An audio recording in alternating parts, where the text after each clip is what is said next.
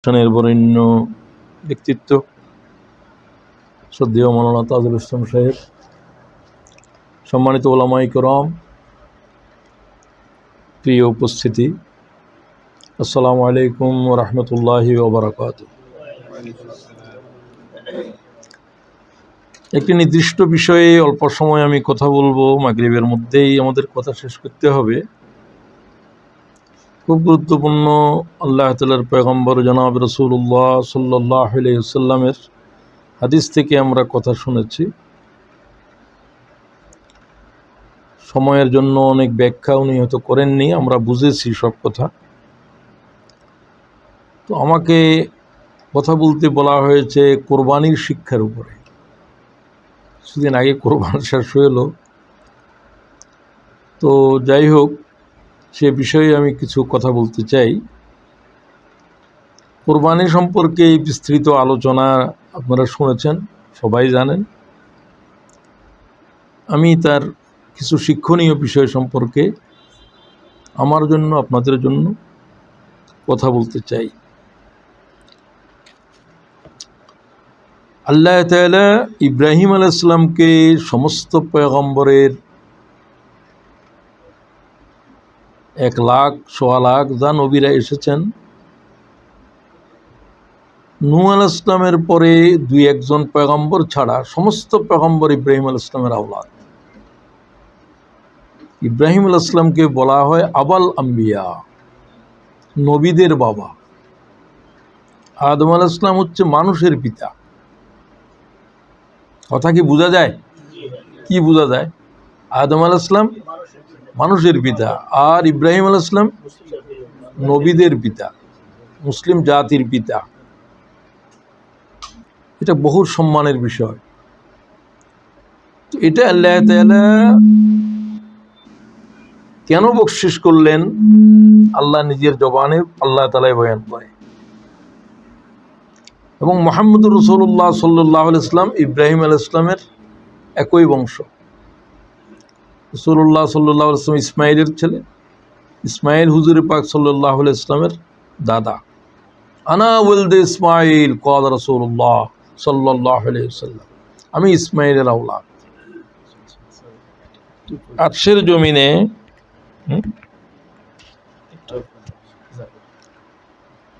ইব্রাহিম আলাইহিস সালামকে দেখার পরে জিবরাইল আলাইহিস সালাম বললেন, এই আপনার দাদা ইব্রাহিম। সাতবক আসমানের উপরে বাইতুল মামুরের চেহানের ভিতরে বসা ছিল। নবী করিম সাল্লাল্লাহু আলাইহি ওয়াসাল্লাম চেহারার দিকে তাকিয়ে বললেন, আমি লাখো পয়গম্বরকে দেখেছি, ইব্রাহিম আলাইহিস সালামের চেহারার ভিতরে আমার চেহারা বসে রয়েছে। আমি তাকে দাদা বলেই সম্বোধন করেছি। তিনি আমাকে বললেন, তুমি আমার আওলাদদের ভিতরে শ্রেষ্ঠ, তুমি মানব ইতিহাসের শ্রেষ্ঠ সন্তান। তো তোমার উম্মতকে আমার একটা সালাম দিবে, আর তোমার উম্মতকে বলবে, যেটা ইমাম মুসলিম বিশুদ্ধ সনদে হাদিস বর্ণনা করেছেন। সে কথাটা বলেই আমি কথা শুরু করব। তোমার উম্মতের সালাম দেবে, এবং উম্মতেরা প্রতি নামাজে ইব্রাহিমকে সালাম দিতে আসে। এটা সুন্নতে মুআক্কাদা। ইমাম আবু হানিফার মাযহাবে ইমাম শাফি এটাকে ফরজ বলেছেন। ইমাম শাফির মাযহাবের ভিতরে দরুদ শরীফ নামাজে পড়া ওয়াজিব। তারা তো ওয়াজিব বলেন না, ওনারা ওয়াজিবকে ফরজ বলেন। তো যাই হোক, তোমার উম্মতকে বলবে 4টা জিকির যেন ভুলে না যায়, যার এক একটা জিকিরের জন্য এক একটা বৃক্ষ এখানে রচিত হবে, উঠবে। সে যখন জান্নাতে আসবে, তখন তার বৃক্ষের ছায়া 70 বছর পর্যন্ত কোনো ঘোড়সওয়ার ছায়া অতিক্রম করতে পারবে না। সুবহানাল্লাহ বলেন। সে জিকিরগুলো রাসূলুল্লাহ বর্ণনা করেছেন উম্মতের বলে, ইব্রাহিম আলাইহিস সালাম তোমাদের কাছে এটা বলেছেন, সুবহানাল্লাহ আলহামদুলিল্লাহ ওয়ালা ইলাহা ইল্লাল্লাহ আল্লাহু আকবার। এর উপর আর কোনো জিকির নেই। জিকিরের হালকার ভিতরে কি জিকির হয় কি না হয়, এই সমস্ত আলোচনা করার আমার সময় নেই। তাহলে জিকির তো সবচেয়ে সহজ। জিকির আল্লাহ তাআলার সাথেই সব, অন্য কারো কোনো জিকির নেই। কোনো ব্যক্তির নাম ধরে ধরে কেউ যে হাসিনা হাসিনা, খালেদা খালেদা, এগুলো এই কোনো জিকির? ওটা জিকির করা হচ্ছে। এরকম কোনো পীর, কোনো বুজুর্গের কারো নামের উপরে কোনো জিকির নেই। জিকির কার হবে? সুবহানাল্লাহ, আলহামদুলিল্লাহ, ওয়ালা ইলাহা ইল্লাল্লাহ, ওয়াল্লাহু আকবার। একেবারে বিশুদ্ধভাবেই এটা, এই জিকিরদের উপরে কোনো আর কথা নেই। তো প্রতি নামাজে পড়তে পারেন, সবসময় আমরা পড়তে পারি, চলাফেরায়, অজুতে, বেঅজুতে, সবসময়।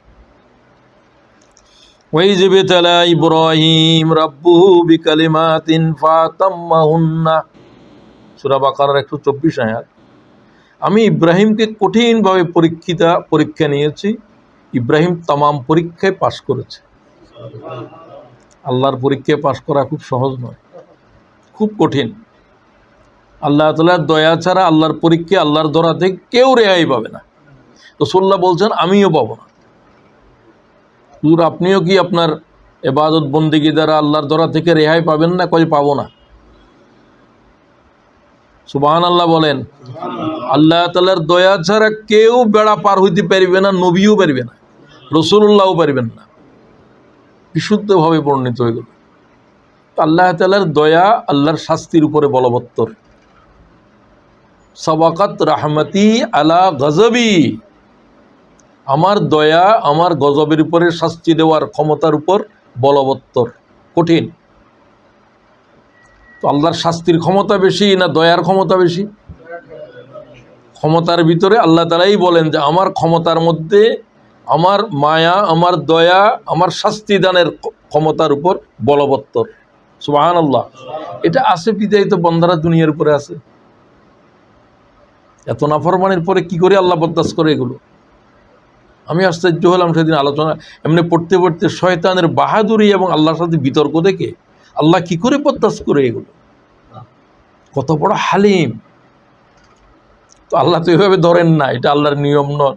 ঠিক আছে বান্দা, যা করছো করো, কতটুকু যাবে তুমি, কিন্তু আলটিমেট তো আল্লাহর সামনে সবাইকে যেতে হবে।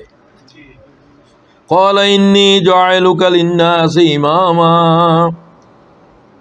সমস্ত পরীক্ষা উত্তীর্ণ হয়েছে। এই পরীক্ষাগুলো কীরকম? দুনিয়ায় এমন কোনো বস্তু নাই যার প্রতি আপনার মায়া আছে, মানুষের মায়া থাকে। এগুলো মানুষ কাছে রাখতে চায়। যেমন আমার আব্বা আম্মা, আমার ছেলে সন্তান, আমার নাতিপুতি, আমার সম্পদ, এগুলোর প্রতি মানুষের মায়া আছে না নাই? এত বেশি যে এগুলো মানুষ হাতছাড়া করতে চায় না। এমন কোন মায়ার বস্তু নাই যা আল্লাহ ইব্রাহিম থেকে কেড়ে নেয় নাই, পরীক্ষার জন্য ছিনিয়ে নেয় নাই, বা আল্লাহর পথে দিতে বলেন নাই। একটা বস্তু আপনি পাবেন না। কি জন্মভূমির মায়া, কি আব্বা আম্মার কথা বলেন, কি আপন ছেলে এখন জন্মগ্রহণ করলো, আল্লাহর কাছে 86 বছর বয়সে একটা বাচ্চা চাইলেন, ও আল্লাহ আমার তো মরণের সময় এসে যাচ্ছে, আমার তো কোনো ছেলে সন্তান নাই, আমার দুইটা স্ত্রীর ঘরে, রব্বে হাবলি মিনাস সালিহিন ফাবাশশারনাহু বিগুলামিন হালিম। 86 বছর বয়স তখন ইব্রাহিম আলাইহিস সালাম। ইব্রাহিম আলাইহিস সালাম 120 বছরের উপরে তিনি হায়াত পেয়েছেন। কাবা শরীফ যখন বাঁধেন তখনও তিনি 100 বছরের ভিতর। আচ্ছা যাক, তো সমস্ত দুনিয়ার মায়ার বস্তু আল্লাহ ইব্রাহিম থেকে একটা একটা একটা একটা জানের মায়া, জীবন্ত আগুনে পরীক্ষা করেছে আল্লাহ। সন্তান হয়ে যাওয়ার পরে বললেন, সন্তানকে বনবাসে দাও, বিচ্ছেদ করো তোমার থেকে, তোমার স্ত্রীকে সহ। এগুলোর কোনো কেন আল্লাহ ইব্রাহিমকে বলে, ইব্রাহিম আলাইহিস সালামকে বলেনও নাই, ইব্রাহিম আলাইহিস সালাম জানতেও চান নাই। ও আল্লাহ, আমাকে ছেড়ে দিলে এত বছর বয়স পরে বাচ্চাটা থেকে আমি পৃথক হয়ে যাব, হাজার হাজার মাইল দূরে কোথায় নিয়ে যাবা? তোমাকে যেখানে জিব্রাইল নিয়ে যেতে বলে ওখানে যাও। ভাবতে পারেন আপনি? স্ত্রী থেকে বিচ্ছেদ, বাচ্চা থেকে বিচ্ছেদ, জন্মভূমি থেকে বিচ্ছেদ, মা বাপ থেকে বিচ্ছেদ, পরিবার থেকে বিচ্ছেদ, জন্মভূমি থেকে বিচ্ছেদ। সহায় সম্পদ যা আছে তো বাপের থেকে পানেই নেই। বাপে ইব্রাহিম আলাইহিস সালামকে অনল কুণ্ডে দেওয়ার জন্য নমরুদের সাথী ছিল, তারপরে ইব্রাহিম আলাইহিস সালাম বাপের জন্য কেঁদেছেন বেশি। দুনিয়ার মানুষ যত জিনিসকে ভয় করে, আগুনকে ভয় করে, আগুনে পুড়ে যাবে, অসুস্থতাকে ভয় করে, কত বিপদ আপদকে ভয় করে, মানুষ যত জিনিসকে ভয় করে, আল্লাহ তাআলা এই জাতের तमाम বস্তু ইব্রাহিমের সামনে হাজির করেছে। সুবহানাল্লাহ। নবীদের উপর অনেক কষ্ট, এরকম জীবন্ত আগুন দাউ দাউ করে জ্বলছে, যে আগুনের পরে পাখি উড়ে যেতে পারে না, এই জাতের আগুনের ভিতরে সরকা দিয়ে ইব্রাহিম আলাইহিস সালামকে উলঙ্গ করে নিক্ষেপ করা হয়েছে। এর চাইতে বড় কষ্ট মানুষের জীবনের জন্য আর কি আছে? কতল করে ফেলা একটা জিনিস, জীবন্ত আগুনের ভিতরে ইব্রাহিমকে নিক্ষেপ করা হয়েছে, এর চাইতে ভয়াল বস্তু কি হইতে পারে? এই জাতের যত রকমের কঠিন জিনিস আছে, হিজরত, স্ত্রীকে নিয়ে গেল যে কোথায়, দুগ্ধপুষ্য ছেলে, 1000 মাইল দূরে ফিলিস্তিন থেকে, মক্কার ভূমিতে কোনো জনমানব নাই, কিছু নাই, সেখানে রেখে যেতে আসতে বললেন। তো প্রথম পরীক্ষা দেখেন, পরীক্ষাগুলো কি ধরনের। সে পরীক্ষা ইব্রাহিম আলাইহিস সালাম বললেন যে, ও আল্লাহ, আমারে কেন বাচ্চারে এবং তার অসহায় মারে এভাবে রেখে যেতে বলছো এই বনবাসে? কেউ নাই এখানে, কোনো জনমানব নাই, পাখি পর্যন্ত নাই, একটা দানা উৎপন্ন হয় না। চলো, আজকের কোরবানির প্রথম কথা হলো যে আল্লাহর এই পরীক্ষা ইব্রাহিমের উপরে যেটা হয়েছে, এটা ইব্রাহিমকে কি অপমানিত করেছে না সম্মানিত করেছে? কি সম্মান দিলেন? আল্লাহ বললেন, এই পরীক্ষা পাশ হওয়ার পরে ইব্রাহিমকে মিল্লাতের পিতা বানিয়েছেন। ইব্রাহিম কোনো একজন সাধারণ মানুষ নয়। ইন্না ইব্রাহিম কানা উম্মাহ, সুবহানাল্লাহ। ইব্রাহিম এক জাতির নাম, কোরআনের আয়াত। ইব্রাহিম কোনো মানুষ নয়, একজন নয়। মুসলিম মিল্লাত বুঝাবে ইব্রাহিমকে। তাম লাখো পয়গম্বরের ভিতরে প্রায় 1 লাখ পয়গম্বর ইব্রাহিম আলাইহিস সালামের আওলাদ, 70,000-এর উপরে। ইব্রাহিম আলাইহিস সালামের ছেলের ছেলে ছেলে ছেলে ছেলে ছেলে, সমস্ত বনী ইসরাঈলের পয়গম্বর, যারা এখন ইহুদি এবং নাসারা উভয় গোষ্ঠী, এবং মুহাম্মদ রাসূলুল্লাহ সাল্লাল্লাহু আলাইহি ওয়াসাল্লাম নিজে। তাহলে বুঝেন পরীক্ষাটা আল্লাহ তাআলা কিভাবে নিলেন। এরপরে দ্বিতীয় শিক্ষা আপনারা আসেন। তাহলে পরীক্ষা এটা কি শেষ হয়ে গিয়েছে? না, উম্মতের উপরে, আমাদের উপরেও, নবীদের উপরেও আল্লাহ আরও পরীক্ষা এত কঠিন নেয় নাই, তবে সবার উপরে পরীক্ষা আছে না নাই? আমাদেরকে তো বানিয়েছে পরীক্ষার জন্য। কি, কোথায় বলছে আল্লাহ এটা? কেউ বলেন তো। আল্লাযী খালাকাল মাউতা ওয়াল হায়াতা লিয়াবলুয়াকুম আইয়ুকুম আহসানু আমালা। আমি হায়াত এবং মউত সৃষ্টি করেছি, এবং এই দুইয়ের মাঝে তোমাদের দিকে যে হায়াত দিয়েছি, দেখব কারা কারা নেকামল বদামল করো। এটা বলেন নাই, লফজ লক্ষ্য করেন। আহসানু আমালা, ভালো কাজ নয়, আহসান superlative degree, best, good deeds. কে তোমাদের ভিতরে সর্বোত্তম আমল করো, এটাই পরীক্ষা করো। শুধু আমল করলে হবে না। কিরকম আমল? আহসানু, কিরকম আমল? সর্বোত্তম আমল করতে হবে। কারা কারা করো আমার বান্দাদের ভিতরে, আল্লাহ বলছে এইটাই শুধু পরীক্ষা চলবে। তো আল্লাহ যেগুলো বলেন সেটাই করাটাই তো আমল। আল্লাহ যেটা না করেন সেটা না করাটাই আমল। যত আমল আছে, হয় করা, না হলে না করা। উত্তম কোনটা হবে? যেটা আল্লাহ করতে বলেছেন, সালাত আদায় করতে বলেছেন। সর্বোৎকৃষ্ট আমল কি? আইয়ুল আমালে আফজাল ইয়া রাসূলুল্লাহ, হুজুর সর্বোৎকৃষ্ট আমল কি কি? ওই সর্বোৎকৃষ্ট আমাদের পরীক্ষা। আমাদের সর্বোৎকৃষ্ট আমল মানে আমলে মধ্যে যেটা আফজল। তো আপনারা একটা আমলের নাম বলেন তো, আল্লাহর কাছে সবচেয়ে প্রিয়। হ্যাঁ, উত্তম চরিত্র। আচ্ছা, এটা একটা ভালো জবাব হয়েছে। আর কারো? তো রাসূলুল্লাহ কি বলেন? আরো হাদিসে বলছেন, আপনারটাও আছে এক জায়গায়। আইয়ুল আমালে আফজাল ইয়া রাসূলুল্লাহ, সর্বোৎকৃষ্ট আমল কি আমাদের কি বলে দেন। রাওয়াহুল বুখারী। আসসালাতু লিওয়াক্তিহা, হ্যাঁ, ওয়াক্ত মতো নামাজ আদায় করা। এই শব্দটা যোগ করে দিলেন কেন? নামাজ ওয়াক্তের সাথে ফরজ। এখন কি ফজরের নামাজ পড়লে হবে? ওয়াক্ত চলে গেছে। সুম্মা আইয়ু ইয়া রাসূলুল্লাহ, এরপরে আমাদের জন্য সর্বোৎকৃষ্ট আমল কি? প্রথমটা কিন্তু আল্লাহর হক। রাসূলুল্লাহর ইন্তেকালের শেষ লফজ কি ছিল? যে কথা বলার পরে আল্লাহ রসুলের কোনো আওয়াজ মা আয়েশা বলছে আমি আর শুনি নেই, আসসালাত আসসালাত ওয়া মা মালাকাত আইমানুকুম। বলেন আসসালাত আসসালাত ওয়া মা মালাকাত আইমানুকুম। ও উম্মতেরা, আমার শেষ শব্দ শুনো, সালাত সালাত, নামাজ নামাজ, নামাজকে বলিও না। ওয়া মা মালাকাত আইমানুকুম, তোমরা তোমাদের গোলামদের বিষয়ে আল্লাহরে ভয় করো, অধীনস্থদের বিষয়ে আল্লাহরে ভয় করো। মা আয়েশা বলছেন রাসূলুল্লাহর এরপরে আর কোনো আওয়াজ আল্লাহর পয়গম্বরের থেকে শোনা যায় নাই। হুজুরের শেষ অবস্থার ভিতরে কার বুকের ভিতরে রাসূলুল্লাহর মাথা ছিল? আয়েশা রাদিয়াল্লাহু তাআলা। ধন্য আয়েশা, ধন্য আয়েশার আব্বা, ধন্য আয়েশার পরিবার। রাসূলুল্লাহর সাথে তাদের সম্পর্ক এইরকম। সুম্মা আইয়ু ইয়া রাসূলুল্লাহ, এরপরে আর কি নেক আমল ভালো উত্তম? ক্বালা বিররুল ওয়ালিদাইন, কি করা? মাতা পিতার সাথে সদাচরণ। সদাচরণ কি এটা?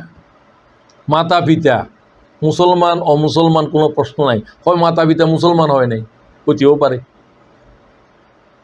নেককার ফরজগারও কম বেশি না, হতেও পারে, কিন্তু মাতা পিতা কি না? সন্তানের জন্য তার মাতা পিতা তার কাছে পয়গাম্বরের চাইতেও গুরুত্বপূর্ণ।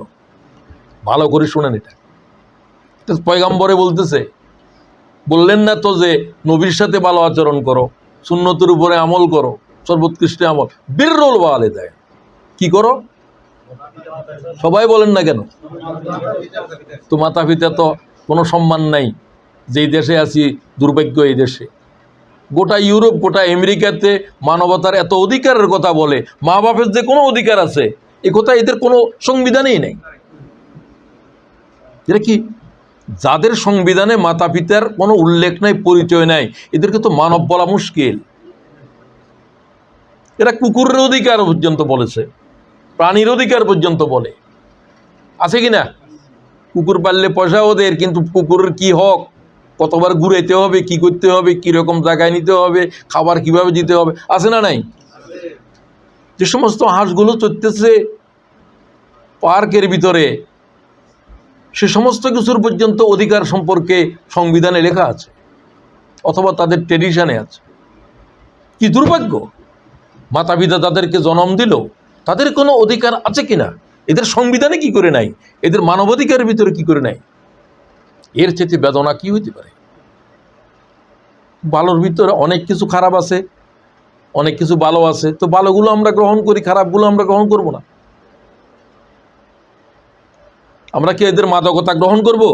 না, এটা তোমরা তো তাদের জন্য এটা হারাম নয়। মৌলানা যেটা বললেন, যেই দেশের সংবিধানে নারীতে নারীতে বিয়ে বৈধ, পুরুতে পুরুতে সংসার বৈধ, এদেরকে মানুষের স্তরের নিচে নেওয়া ছাড়া তো কোনো উপায় নাই। কারণ যেগুলো পশুর ভিতরে পর্যন্ত নাই, এগুলো আমাদের কিতাবে তো আছে, তো আমাদের জন্য এগুলো আলোচনা। তাদের জন্য তাদের দেশে থাকি আমরা, তাদের বিষয়ে তাদের সাথে, সেগুলোর সাথে তো আমাদের, কারণ আমাদের পার্সেন্টেজ হলো 5%, সেই 6%, তো 96% মানুষ তো আমরা মুসলমান নই এই দেশে। সুতরাং সে সমস্ত আমাদের দরকার নাই। আমরা আমাদের জেনারেশন কীভাবে রাখবো ঠিক মতো, আমরা আমাদের আওলাদদের কি দিনের উপর রাখতে পারবো কিনা, এটাই আমাদের ভাবনার বিষয়। ভাত নিয়ে, তরকারি নিয়ে, খাবার নিয়ে কোনো চিন্তা নাই, এসব আছে, সব কিছু সরকারই গ্রহণ করবে, কিন্তু আমার বাচ্চাটাকে দিনের উপর রাখার কি দায়িত্ব সরকারের আছে? নাই। এটা কার? এটা আমার আপনার। বিররুল ওয়ালিদাইন। ইয়া রাসূলুল্লাহ, আমার আব্বা আমার কি হক আমার উপরে? শুধু একটাই শুনে, এটা তো একটা আলোচনার বিশাল এক জগৎ। মা হাক্কুল ওয়ালিদাইন ইয়া রাসূলুল্লাহ, আমার আব্বা আমার কি হক আমার উপরে? ক্বালা হুমা, হুমা, তারা দুইজনেই, জান্নাতুকা ওয়া নারুকা, তোমার জন্য জান্নাত, তোমার জন্য জাহান্নাম। তোমার মায়ের পায়ের নিচে জান্নাত, বাপ তোমার জান্নাতের দরজা। সুবহানাল্লাহ। ক্বালা রাসূলুল্লাহ সাল্লাল্লাহু আলাইহি ওয়াসাল্লাম, মায়ের পায়ের নিচে জান্নাত, বাপ জান্নাতের দরজা। সুবহানাল্লাহ। এরা যা বলে তা কবুল হবে, পয়গম্বরদের মতোই কবুল হবে, ভালো বলুক খারাপ বলুক। وقضى ربك ألا تعبدوا إلا إياه وبالوالدين إحسانا إما يبلغن عندك الكبر أحدهما أو كلاهما। আল্লাহ আয়াত শেষ করতেছে না, আয়াতের ভিতরে আল্লাহর হক বয়ার সাথে সাথে নবীর হক রসুলের হক কোনো হক নাই, মাতা পিতার হক দিয়ে শুরু করলেন। সূরা বনী ইসরাঈল। তারা যখন বয়স্ক হয়ে যায়, ও সন্তানেরা, তোদের হক তাদের উপরে অতিরিক্ত বেড়ে যাবে। ওয়াকাযা রাব্বুকা আল্লা তা'বুদু ইল্লা ইয়্যা, আমি আল্লাহ ছাড়া কারো বন্দেগী করবি না। এরপরে কোনো ফুল স্টপ নাই, কমা নাই। ওয়াবিল ওয়ালিদাইনি ইহসানা ইম্মা ইয়াবলুগান্না ইনদাকাল কিবার আও আহাদুহুমা ফালা ওয়ালা কিলাহুমা ফালা তাকুল্লাহুমা উফ ওয়ালা তানহারহুমা ওয়া কুল্লাহুমা কাওলান কারীমা। তারা যখন বয়স্ক হয়ে যায় তোমাদের, তাদের প্রতি দায়িত্ব বেড়ে যাবে। তারা এখন আগের মতো কথাবার্তা বলতে পারতেছে না, চলতেও পারতেছে না। এমন কোনো আচরণ করবে না যে আহা শব্দ বলে, আহা আহা ছেলেটা কোথায় গেল, আমাকে দেখতেছে না কেন। বিশেষ করে মেয়েদের ব্যাপারে এত হক নাই, তাদের ব্যাপারে বেশি হক তাদের স্বামীর। আর তারা তো বিয়ে শাদীর পরে চলে যাবে। কি মেয়ের বাপের হক বেশি না স্বামীর হক বেশি? এটা কি বুঝে মানুষে? এটা তো এই দেশেও নাই, আমাদের দেশেও নাই। না আব্বা আম্মার হক বেশি। রাসূলুল্লাহ বলেন এত হক যে আমি যদি আল্লাহ তাআলা যদি সিজদা বৈধ করতো, তাহলে আমি নারীদেরকে বলতাম স্বামীকে সিজদা করো, যেটা হিন্দু ধর্মে আছে। প্রথম ঘুমের থেকে উঠি ষষ্ঠাঙ্গে প্রণাম করতে হয় স্বামীকে। তা আমরা তো সেটা বলতেছি না, আমরা বলছি তাদেরও অধিকার আছে স্বামীর উপরে, স্বামীরও অধিকার আছে স্ত্রীর উপরে। এটা রাসূলের হাদিসও। তবে আর রিজাল কাওয়ামুন আলান নিসা, আল্লাহ তাআলা নারীদের উপরে পুরুষদেরকে শ্রেষ্ঠত্ব দিয়েছেন, পরিচালনার অধিকার তাদেরকে দিয়েছেন। তারা নামাজে আসতে পারবে, ইমামতি করতে পারবে না। তারা যুদ্ধে যাবে, সেনাপতি হইতে পারবে না। কথা বোঝা যায়? বিররুল ওয়ালিদাইন, কথা বলাতে পর্যন্ত বলছে আদব রক্ষা করো। ফালা তাকুল্লাহুমা উফ ওয়ালা তানহারহুমা, জিংড়াই কথা বলবে না, টনটিং টনে কথা বলতে পারবে না, সফট ল্যাঙ্গুয়েজে কথা বলবে। বারবার কেন ডাকো? বাপের এইভাবে কথা বলে, জিহ্বা কেটে ফেলা হবে কিয়ামতের মাঠে শুধু এই কথার জন্য। তুমি কি জানো মায় বলে যে আমার জন্য পান নিয়ে আসো? আমাদের সিলেটের ভাই বোনেরা পান বেশি খায়। পান আনো বলতেছে যে পানটা আনি দিল যে দোকান থেকে, ফরজ নামাজ বললে যে সোয়াব, একবারে এই ধরনের সোয়াব। সুবহানাল্লাহ। কি নফল টফল, মায়ের কথা শোনা কি ফরজ। যদি শিরিক করতে বলে এটা ছাড়া, তাদের বিরোধিতা করার কোনো লজ্জা নাই কোরআন এবং হাদিসের ভিতরে। এমনকি যদি অসুস্থ মাতা পিতা ডাকে, নামাজ ভেঙে দেওয়ার নীতি পর্যন্ত আছে। নামাজ ভাঙতে পারবে শুধু রাসূলুল্লাহ ডাকলে।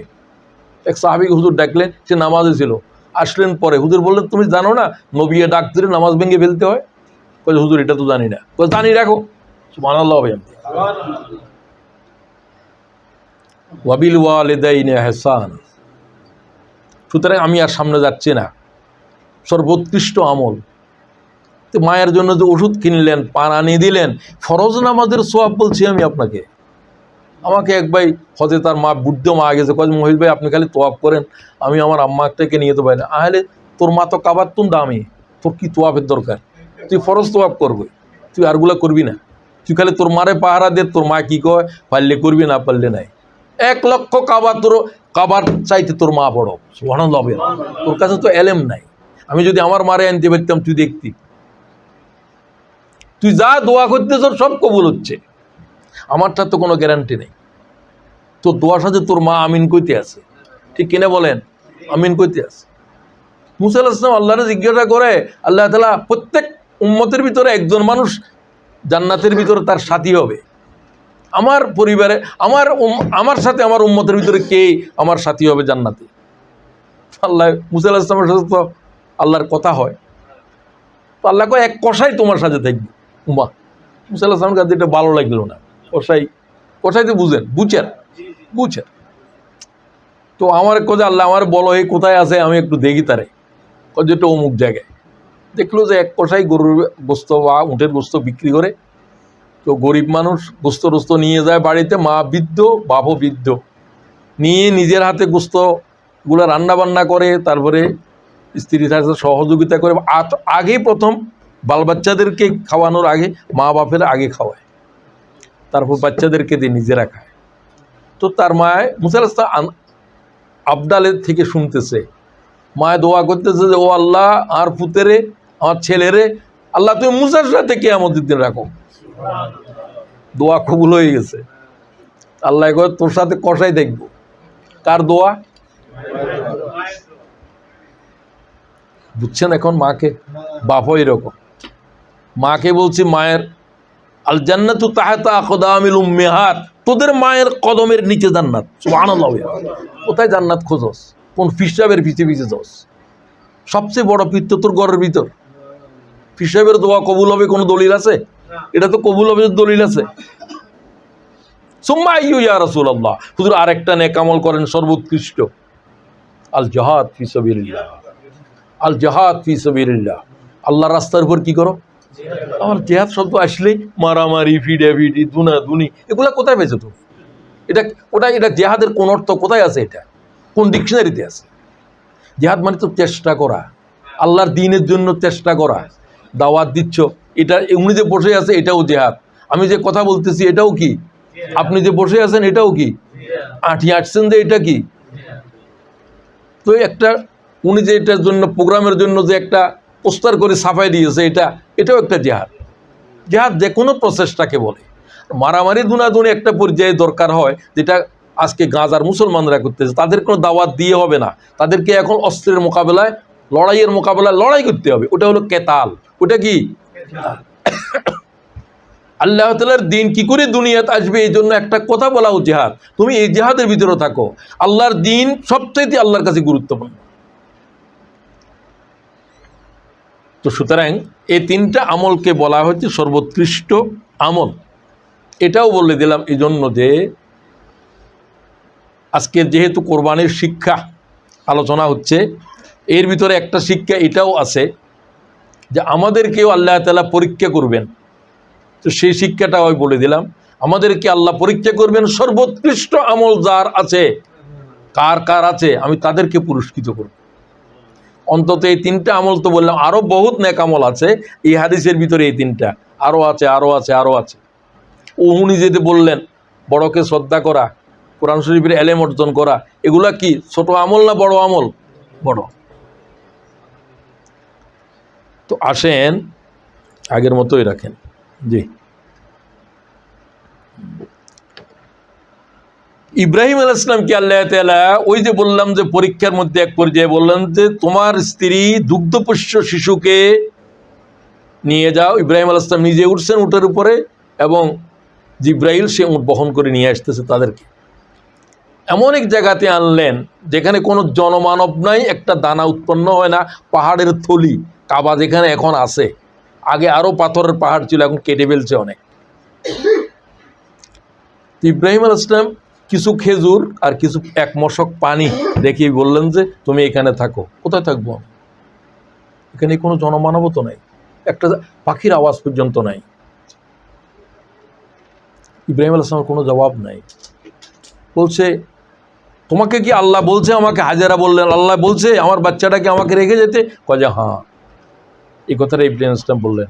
কয়ে হ্যাঁ আল্লাহ বলছেন, কারণ হাজেরার নবী তো তিনি তো শুধু স্বামী নন, তিনি ইব্রাহিম লা ইলাহা ইল্লাল্লাহ মুসা কালিমুল্লাহ যেমন কলমা, ইব্রাহিম খলিলুল্লাহর যুগ চলতেছে। এটা কয়ে আল্লাহ যদি বলে তাহলে কোনো আপত্তি নেই। হাজেরা বললেন আল্লাহ আমাদের জন্য যথেষ্ট। সুবহানাল্লাহ। তো আসতে বললেন কেন? এই কথাটা কি আপনার আমার জিহ্বা থেকে বাইরে হওয়া কি সহজ হবে?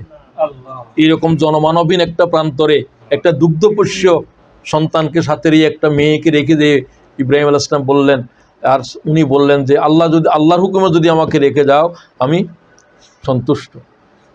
আল্লাহ আমার জন্য হাসবুনাল্লাহু ওয়া নি'মাল ওয়াকিল। এই কথাটা ইব্রাহিম আলাইহিস সালাম আগুনে ফেলতেও বলছিলেন, হাজেরা এখন বললেন। আল্লাহ যথেষ্ট মানে কি? ইব্রাহিমকে যখন আগুনে ফেলতেছে, আকাশের ফেরেশতারা চিৎকার করে বলছে, ও আল্লাহ ইব্রাহিমের বস্ত্র করে ফেলতেছে, আল্লাহ আমি কি সাহায্য করতে পারবো? জিবরাইল বলছে, তুমি কি সাহায্য করতে চাও? আমি তো এক ডানার আঘাত সইতে পারবে না, সমস্ত আগুনের কুণ্ডলী নমরুদ শুদ্ধ কোথায় চলে যাবে। 600 ডানা জিব্রাইলের, এক ডানা আঘাত করলে পৃথিবী দেখবে না। সুবহানাল্লাহ। আল্লাহ জিব্রাইলকে বলছে সবচাইতে শক্তিশালী আমার মালায়েকাদের ভিতরে, এই লক্ষ ফেরেশতাকে নিয়ন্ত্রণ করে। তো তুমি সাহায্য যদি করতে চাও যাও। নবীরা তো ফেরেশতাদের সাথে কথা বলে, জিব্রাইল তাদের বন্ধু। ইব্রাহিম আলাইহিস সালামকে সেই অবস্থায় জিব্রাইল বললেন, আমি কি আপনাকে সাহায্য করতে পারি? কি সাহায্য করবা? কয় আপনাকে তো আগুনে ফেলে দিচ্ছে। কয় আমার আল্লাহ কি দেখতেছে না? দেখতেছে না। কয় দেখতেছে। কয় তুমি কেন? আমার আল্লাহ যদি চায় যে ইব্রাহিম আগুনে জ্বলে যাবে, আগ্রহী ইব্রাহিম আগুনে জ্বলে যাবে, তোমার সাহায্য আমার প্রয়োজন নাই। ইমাম বুখারী বলছে, তার জিহ্বা থেকে শুধু একটা আওয়াজ বাইলো, হাসবুনাল্লাহু, আমার জন্য আমার আল্লাহই যথেষ্ট। জিব্রাইলের পক্ষে কি নমরুদের কুণ্ডলীর কি হুকুম করার কোনো অধিকার আছে? সেটা কার? ইয়া নার কুনি বারদাও ওয়া সালামান আলা ইব্রাহিমের জন্য শান্তিদায়ক ঠান্ডা হয়ে যা। সুবহানাল্লাহ। 40 দিন পর্যন্ত আগুনের কুণ্ডলীর ভিতরে ছিল। ইব্রাহিম বলছে আমার জীবনে আমি যেন তখন জান্নাতের ভিতরে ছিলাম, জান্নাতের মেওয়া খেয়েছেন, সবাই দেখতেছে। এরপরে এই জাতেরা ঈমান আনে নাই। 40 দিন পরে জ্বলন্ত আগুন থেকে বের হয়ে আসলো, একটা পশম পর্যন্ত জ্বললো না। এটা দেখার পরে কোনো জাত, ওই জাতের লোকরা ঈমান আনলো না ইব্রাহিমের প্রতি। সুবহানাল্লাহ। জাতের নির্মম নিষ্ঠুর এরা। শুধু স্ত্রীর সাথে, বাপ পর্যন্ত বাপ তো হচ্ছে নমরুদের বড় সেলা, সে খোদা বানায়, খোদা বিক্রি করে, এই সমস্ত কাম, ধর্মীয় মন্ত্রী। এক স্ত্রী হাজেরা ছাড়া আর কিছু নাই। আর বাতুস পুত্র ঈমান আনছে তার উপরে, লূত। এই তিনজনেই বেরিয়ে আসলেন, ফিলিস্তিনের দিকে রওনা হলেন। ইন্নী মুহাজিরুন ইলা রাব্বি, ইব্রাহিম আলাইহিস সালাম বললেন আমি আল্লাহর পথে সব ছেড়ে দিয়ে আসলাম, মা বাপ নাই, জন্মভূমি নাই, কিছু নাই। সেই ইব্রাহিমের ওই যে পরীক্ষার পর পরীক্ষা, পরীক্ষার পর পরীক্ষা। ইব্রাহিম আলাইহিস সালাম রেখে দিয়ে আসার কিছু পরে স্ত্রীকে কিছু দেখালেন না, তিনি কাবা শরীফের দিকে ফিরে চোখের পানি ছেড়ে দিলেন। কান্না আসলে স্বাভাবিক। তো ইব্রাহিম আলাইহিস সালাম কি বলছেন আল্লাহ তাআলার জবানে শুনেন। সূরা ইব্রাহিমের ভিতর, সূরা ইব্রাহিম বলে একটা সূরা আছে না, রব্বানা ইন্নী আসকানতু মিন যুররিয়্যাতি বিওয়াদিন গায়রি জি যারইন ইনদা বাইতিকাল মুহাররাম। ও আল্লাহ, আপনার নির্দেশে আমার দুগ্ধপুষ্য সন্তান এবং তার আম্মাকে আমি জনমানবহীন এমন এক উপত্যকা রেখে যাচ্ছি যেখানে একটা দানা উৎপন্ন হয় না। ও আল্লাহ, তুমি তাদেরকে নামাজীদের ভিতরে শামিল করো। প্রথম দোয়া কি? রব্বানা লিয়ুকিমুস সালাত, নামাজ কায়েমকারী বানাও। সুবহানাল্লাহ। রিজিক টিজিকের কথা পরে আপনার আমার আওলাদদের প্রতি, সন্তানদের প্রতি আমার দায়িত্ব এইভাবে, রব্বানা লিয়ুকিমুস সালাত, সালাত কায়েমকারী বানাও তাদেরকে।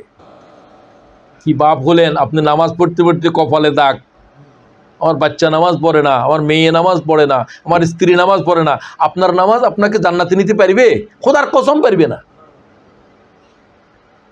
হ্যাঁ, চেষ্টা করার পরে, বারবার করার পরেও কিছু পরে কিছু পড়ে না, তারপরে আরও চেষ্টা চলতেছে, তাহলে রেহাই আছে।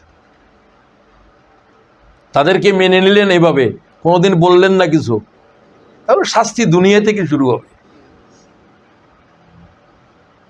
ইস্ট লন্ডন মসজিদে 14 সালে, আমি তখন 14 সালে আমার ছেলের কনভোকেশনে আসছিলাম, এরপর তো আমি চলে গেছিলাম, আবার 16তে আসছি আমি। তো এক লোক, ছেলে একটা, বাপের কীরকম আঘাত করছে, বাপের মাথা ফুলে রক্তাক্ত, সিলেটের মানুষ। তো আমাকে ও কাঁদতেছে, আর জিল্লুর রহমানটাকে কি বলতেছে, তখন জিল্লুর রহমান আমির ছিল, এখানকার এমসি এর আমির ছিল। জিল্লুর রহমানের অনেকে চিনেন মনে হয়, আচ্ছা না চিনলে অসুবিধা নেই। জিল্লুর রহমান বলে একজন ভালো মানুষ, একজন দাঈ ইলাল্লাহ, তো আমার বন্ধু। তো আমি কাছে গেলাম, জিবরাইল কেঁদে কেঁদে কী বলে, তো আমি ওর কথা বুঝতেছি না ভালো করে, আস্তে আস্তে বলতেছে চোখের পানি। তো আমাকে জিল্লুর ভাই বুঝিয়ে দিলেন যে ছেলেকে নামাজে ডাকছে ফজরের, ছেলে তো নামাজে আসে নাই, বাপের চুল ধরে যে ওয়ালের ভিতর মাথারে মেরেছে, সমস্ত মাথা চারিদিকে ক্ষত, বাপ কাঁদতেছে মসজিদে বসে। যে অবস্থায় বাপের চুল ধরে ছেলে আঘাত করে, এই অবস্থায় কি ডাক দিলে ডাক আসবে? ওই যে তিনি বললেন বাচ্চা নামাজে আসলে মিয়া তুমি ধাক্কা মারো, ছেলেরা কেন আসবো, কেন না আসলে এরকম হবে যে আরে তোমার মতো নামাজি বাপেরা এরকম ধাক্কা মেরে আহত করবে, তোর আমার ঘুম ভাঙলি কেন?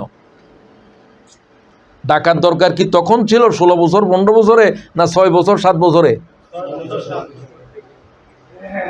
এটা শুধুমাত্র ছেলের অপরাধ বললে চলবে না, এই ছেলে আমার বিরুদ্ধে দাঁড়াবে কিয়ামতের মাঠে। এটা কোরআনের আয়াত কিনা? রব্বানা আতানা সাদাতানা ওয়া কুবারানা ফাযাল্লুনাস সাবিলা। আল্লাহ আমার জাহান্নামে দিচ্ছ, আমার আব্বা আম্মা কই, আমার মুরব্বীরা কই? হ্যাঁ তোদের মুরব্বীরকেও ডাকতেছি আমি, কোরআনের আয়াত পড়াচ্ছি, কোরআনের আয়াত বড় আলেম বসা আছে এখানে। রব্বানা আতানা সাদাতানা ওয়া কুবারানা ফাযাল্লুনাস সাবিলা। তারা তো আমাদেরকে গোমরাহ করেছে, কলেজে যায় নাই, ইউনিভার্সিটিতে যায় নাই, আমাকে মেরেছে, কিন্তু আমি তো নামাজ পড়ি নাই, আমাকে তো কোনোদিন বকা দেয় নাই। ও আল্লাহ এই গুমরাহির জন্য আমাদের আব্বা আম্মা দায়ী, তাদেরকেও জাহান্নামে দাও, আমাদের চেয়ে দ্বিগুণ আযাব দাও। আল্লাহ তোদেরকেও দ্বিগুণ, তাদেরকেও দ্বিগুণ। খুব ভালো করে শোনেন, আর যদি আওলাদটা নেককার হইতো তাহলে আমার জন্য বড় অ্যাসেট হতো, বড় অ্যাসেট হতো। কবর আযাব হচ্ছে, ও আল্লাহ আমার আযাব কেন কমে যাচ্ছে? তোর সন্তানের চোখের পানি আযাবের কমাই দিচ্ছে। সুবহানাল্লাহ। প্রত্যেকদিন খালি তুই কাঁদতে আছে তোর জন্য, রব্বিরহামহুমা কামা রব্বায়ানি সগীরা।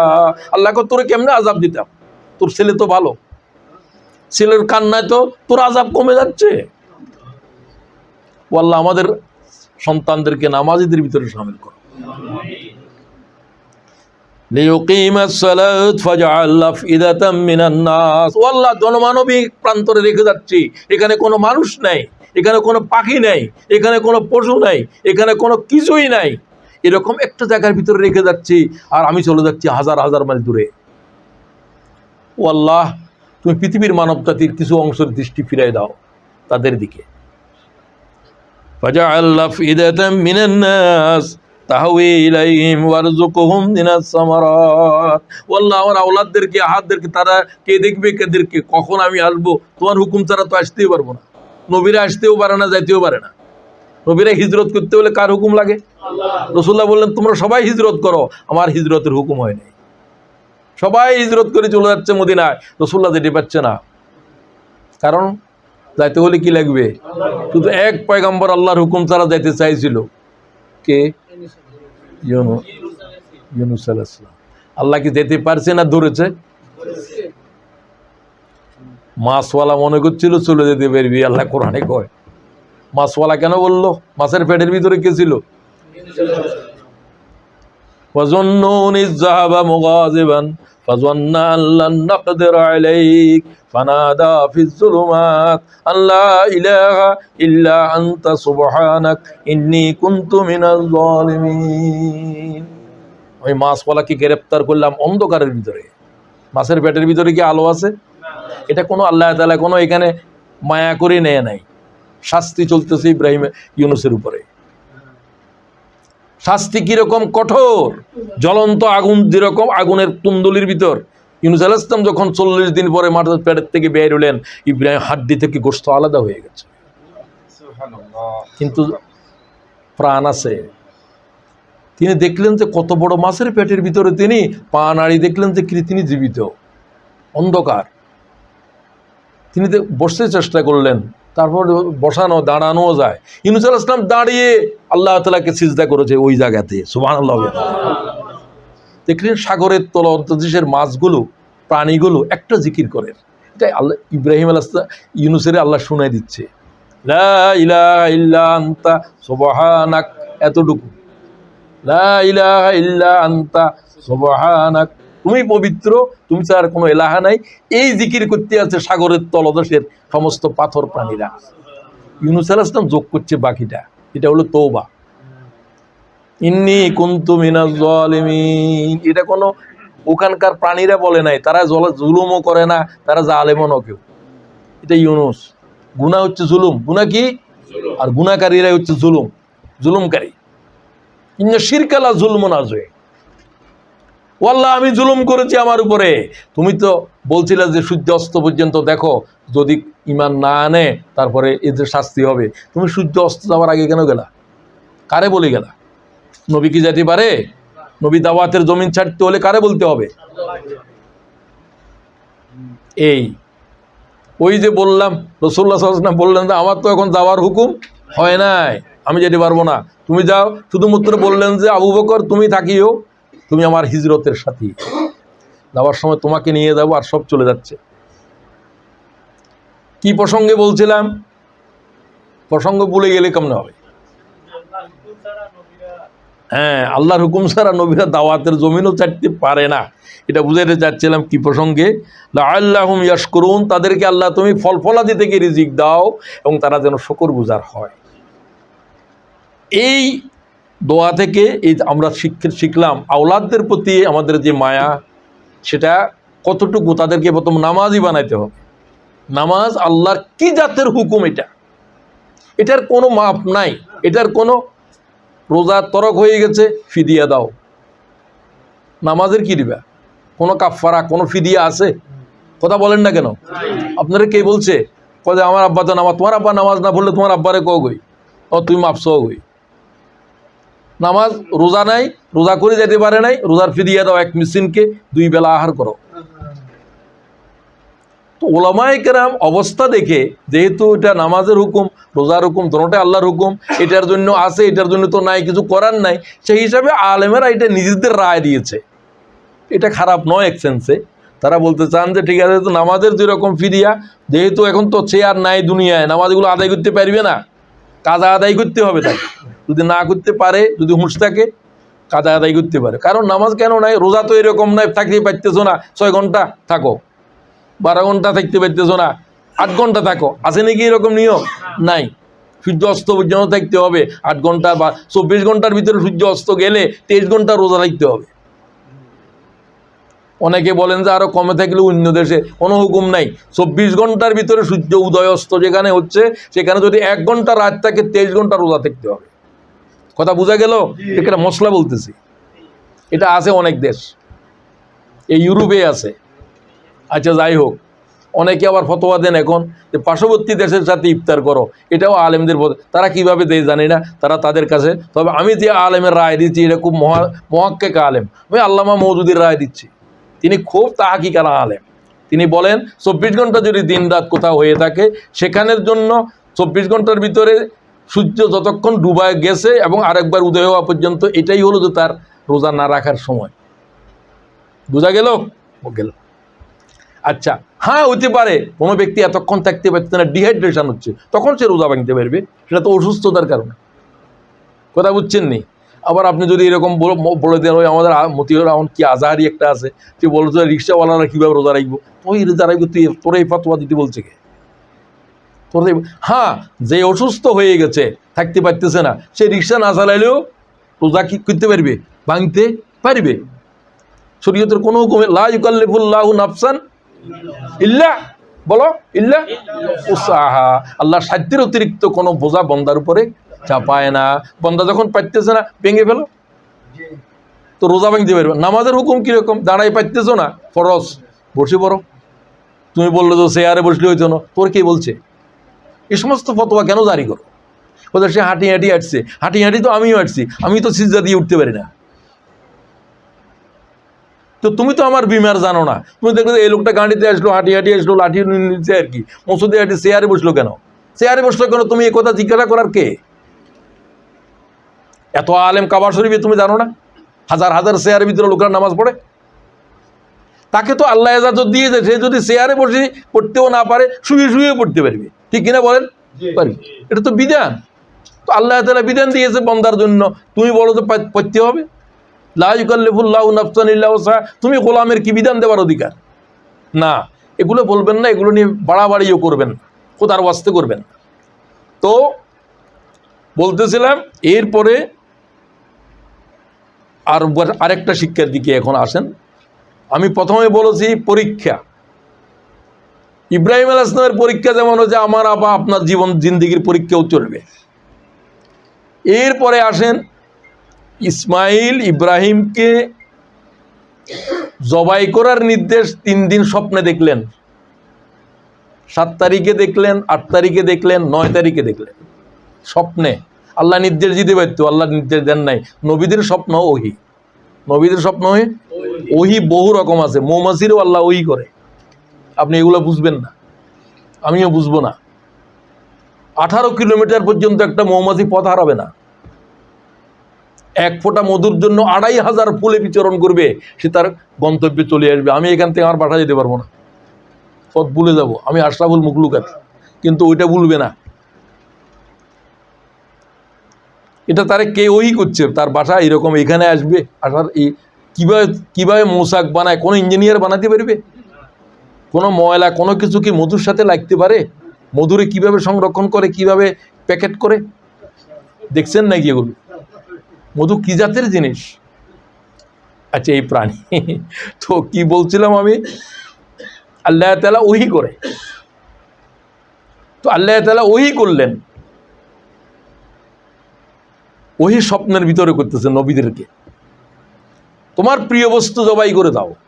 উট জবাই করে দিলেন, 100টা উট জবাই করছে ইব্রাহিম আলাইহিস সালাম। আল্লাহ আবার স্বপ্নে দেখে, তাহলে প্রিয় বস্তু 100টা উটের চাইতেও বেশি। ইব্রাহিম আলাইহিস সালাম বুঝলেন, নবী তো, যে আমার সবচেয়ে প্রিয় হলো যেটা আল্লাহ থেকে চেয়ে নিলাম, বৃদ্ধ বয়সে কি তারা জবাই করতে আল্লাহ বলছে। এটা কনফার্ম হলেন, জিবরাইলের সাথে চলে আসলেন। তিনি 9 তারিখে আসলেন, কেউ বলছে 10 তারিখে আসছেন। আসি ছেলেকে বললেন যে আমি এরকম স্বপ্নে দেখছি, তোমাকে আল্লাহর পথে জবাই করছি, তুমি কি বলো? ইয়া বুনাইয়া ইন্নী আরা ফিল মানাম আন্নী আযবাহুকা ফানজুর মাযা তারা। তোমার কি রায়? ছেলে তখন 7 কি 8 বছরের বয়স। কোনো কোনো আওয়াজে 13 বছর বলছে, না ফালাম্মা বালাগা মাহু সাইয়া, বাপের সাথে হাঁটার বয়স, এটা তো 16 বছর নয়, এটা 7-8 বছর। এটাই বেশি মতবর রায়। ছেলেটার জবাব কিরকম? এই ধরনের ছেলে জগতের ইতিহাসে আরেকটা পয়দা হয়েছে, আমার জানা তো নাই। এটা তো নবী, আসলে ঘোষণা হয় নাই, কিন্তু আসলে কি, ইয়া বাতিফাল, হে আমার আব্বা। সে তো নবী, ছেলেও জানে, ছেলেও তো তার কলমা পড়ে। আপনি আল্লাহ যা কিছু আপনাকে নির্দেশ দিয়েছেন তাই করেন। তাই কি, আমারে জবাই করে দেন। সাতাজিদুনি ইনশাআল্লাহু মিনাস সাবিরিন, আমি আল্লাহর পথে কোরবান হওয়াকে কি করব? ইনশাআল্লাহু মিনাস সাবিরিন, কি করব? ধৈর্যের সাথে মেনে নেব, ধৈর্যশীলদের ভিতরে আমি শামিল হব। নামাজেরও তো সময় হয়ে গেছে, আর কম মিনিট আছে মাওলানা? আচ্ছা, 10-12 মিনিটে শেষ করে দেব। আল্লাহ তাআলা তৌফিক দাও। তো তারা এই প্রস্তাব দেওয়ার সাথে তারা এখন 2 জন রাজি হয়ে গেল। মারে আর কোনো পরামর্শ নিল না, বলল ছেলেকে তৈরি করে দাও মিনাতে। মিনা হচ্ছে কোরবানির জায়গা। এখনো পর্যন্ত কোরবানি কোথায়? 10ই জিলহজ্জা। ফালাম্মা আসলামা দিবসন, 2 জন রাজি হলো, একজন কোরবানি করার জন্য আর একজন কোরবানি হওয়ার জন্য। আল্লাহ তাআলা লব্জ দেখেন, ফালাম্মা আসলামা ওয়া তাল্লাহু লিল জাবিন, চেহারার উপরে উপর করে শোয়াইয়ে দিল। ছেলে বলল, আব্বা আমার দিকে আপনি তাকাইয়েন না, আপনার মায়া আসবে। আমার উপরে, আমি নিচের দিকে, আমার ঘাড়ের উপরে তরবারি চালান, আমার মাথা জুদা করে ফেলেন। আমার রক্ত থেকে আমার আম্মা আমার রক্ত সইতে পারবে না, আমার থেকে আমার সাদা কাপড়টা খুলে ফেলেন। এগুলো সব কিতাবের ভিতরে আহমদ শফি সাহেব তার মারিফুল কোরআনে একবারে ডায়লগ উল্লেখ করছে, সেগুলো আলোচনা করার সময় পেতেছে। আচ্ছা, যাই হোক। তো ইব্রাহিম আলাইহিস সালাম বলে আমার আপনার তরবারিটা ধার দেখেন, ছেলে কয়, মানে তাড়াতাড়ি জবাই করে দেন।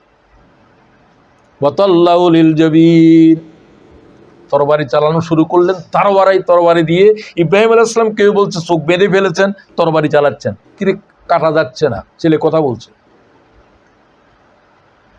তখন আল্লাহ তাআলা বললেন, জবাই করা কোনো কোরবানি নয়, কোরবানি করার জন্য যে সিদ্ধান্ত নিয়েছো এটাই কোরবানি। সুবহানাল্লাহ। লা ইয়ানালাল্লাহু লুহুমুহা ওয়ালা দিমাউহা, আল্লাহর কারো রক্তেরও প্রয়োজন নাই, গোশতেরও প্রয়োজন নাই। ওয়ালাকিন ইয়ানালুহুত তাকওয়া, আল্লাহ বান্দার হৃদয়ের ভিতরে কি আছে এটাই দেখে। আল্লাহ কোরবানি হয়ে গেছে তার। সুবহানাল্লাহ ওয়া বিহামদি। ইয়া ইব্রাহিম কাদ সাদ্দাকতার রুয়া ফাইন্নাকা, আমি স্বপ্নকে তুমি বাস্তবায়ন করেছো, আর স্বপ্ন দরকার নাই। কাদ সাদ্দাকতার রুয়া, তোমার স্বপ্ন দেখেছো, জবাই করেছো, জবাই হয়ে গেছে, আমি জবাই কবুল করলাম। ইসমাইল জবিউল্লাহ। সুবহানাল্লাহ ওয়া বিহামদি। তুমি দুম্বা জবাই করো। 40 বছর পর্যন্ত এই দুম্বারে পালতে আছে ওখানে। এই যে আল্লাহ তাআলা ইব্রাহিমকে বাঁচালেন, আল্লাহ এই শব্দটা কি বললেন, এটা গুরুত্বপূর্ণ। আমি ইব্রাহিমকে বাঁচালাম, ইসমাইলকে বাঁচালাম এক বিশাল কোরবানির বিনিময়ে। এই আয়াতটা একটু ভালো করে বুঝতে হবে, এটা আজকে আলোচনার সবচেয়ে গুরুত্বপূর্ণ কথা। তিনি তখন বললেন যে আমাকে আল্লাহ তাআলা ওয়াফাদাইনাহু বিযিবহিন আযীম, ফিদিয়া বলা হয় রক্তপণকে। ওই যে নামাজ পড়তে পারলেন না ফিদিয়া, রোজা রাখতে পারলেন না ফিদিয়া, কোরবানি দি তোমাকে তার জীবন বাঁচাইলাম ফিদিয়ার বিনিময়ে, র্যানসম, ইংরেজিতে বলে র্যানসম, বাংলা হলো যে মূল্য, জীবন মূল্য অথবা অন্য কিছু। একটা লোকের খুন হয়ে গেছে, এখন তুমি হয় খুনের বদলা খুন, না হলে রক্তপণ দাও, এটা ঠিক করে দেওয়া হবে, 100টা উটের দাম দাও, যদি তার গোষ্ঠীরা মানি যায় ছেলেপেলেরা, তাহলে এটা দিয়ে হবে। আল্লাহ বলল এক বিরাট কোরবানির বিনিময়ে আমি ইসমাইলকে বাঁচালাম। কি বিরাট কোরবানি!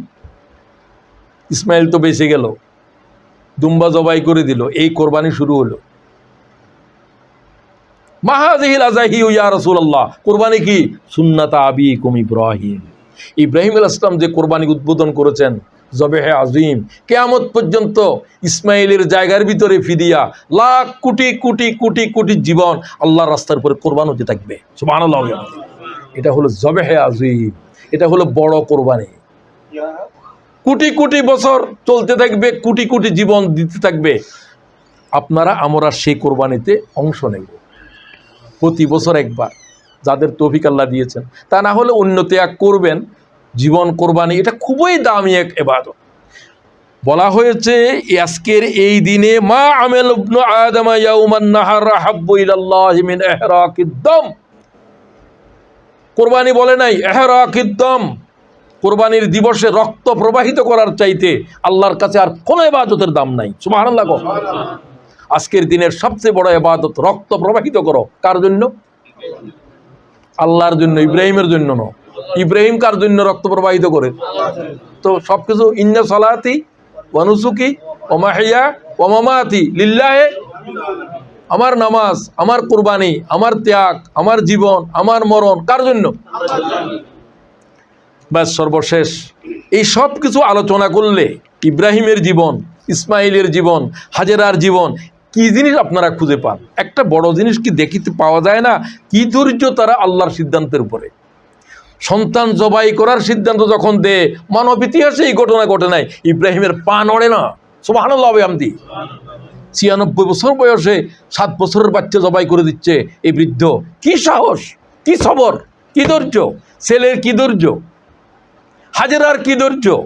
7 থেকে 8 বছর পর্যন্ত জনমানবহীন প্রান্তরে কোনো অভিযোগ ছাড়া, কিছু ছাড়া আল্লাহ তাআলা কি করে তারে পারলেন, আল্লাহর উপরে কি ধৈর্য তার! সুতরাং সবর হচ্ছে আল্লাহ তাআলার দ্বীনের পথে গুরুত্বপূর্ণ একটা গুণ। আল্লাহ আমাদেরকে এই গুণ বকশিশ করো। ইন্নাল্লাহা মা'আস সাবিরিন, আল্লাহ ধৈর্যশীলদের সাথে থাকেন। আল্লাহ আমাকে, আমাদের ভাইদেরকে, সবাইকে কোরবানির এই যে ত্যাগ, এই যে কোরবানি, বিশেষ করে ত্যাগ দেওয়ার জন্য যে সবর দরকার, আল্লাহর সিদ্ধান্তের উপরে থাকার জন্য যে ধৈর্য দরকার, আল্লাহ তাআলা উম্মতে মুসলিমারে বকশিশ করো। যেহেতু তুমি কোরবানি তোমার কাছে বড় নয়, তোমার কাছে তাকওয়া বড়, খোদাভীতি বড়। আল্লাহ আমাদেরকে যা কিছু আমল তোমাকে সন্তুষ্ট করার জন্য আল্লাহ আমাদেরকে তৌফিক আতা করুন। আসসালামু আলাইকুম ওয়া রাহমাতুল্লাহি ওয়া বারাকাতুহু।